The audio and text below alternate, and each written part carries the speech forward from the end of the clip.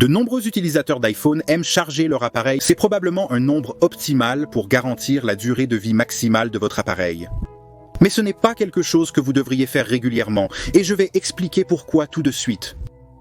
Donc, le type de batterie utilisé dans la plupart des appareils électroniques modernes, y compris l'iPhone, est l'ion-lithium, et sa capacité n'est bonne que pour un certain nombre de charges ou cycles avant qu'elle ne commence à se dégrader. Vous pouvez vérifier la dégradation actuelle de votre batterie en allant dans les paramètres de la batterie et en consultant la santé de la batterie. Mon iPhone 12 est à 95% de sa capacité totale, ce qui signifie que 5% des cellules de la batterie se sont usées à cause des charges et décharges au cours de la dernière année.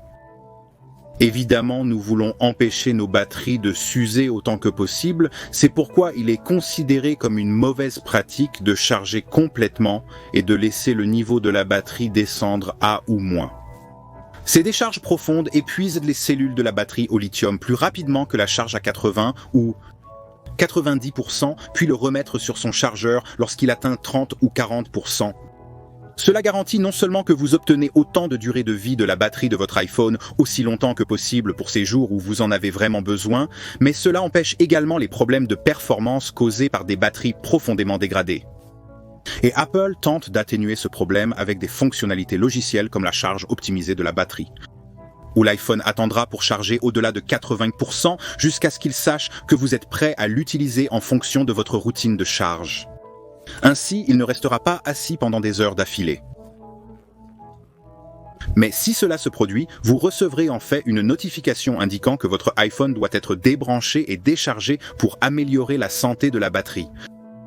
Mais les décharges profondes affectent également négativement la batterie, c'est là qu'intervient le mode d'économie d'énergie.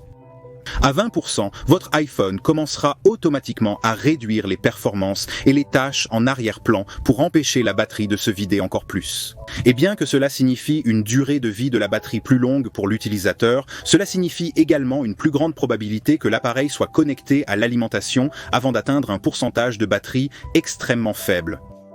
Il est donc préférable de maintenir le niveau de votre batterie entre 40 et 80% lorsque c'est possible. Ainsi, lors de ces journées chargées où vous avez besoin de chaque minute de la vie de la batterie, votre appareil sera là pour fournir.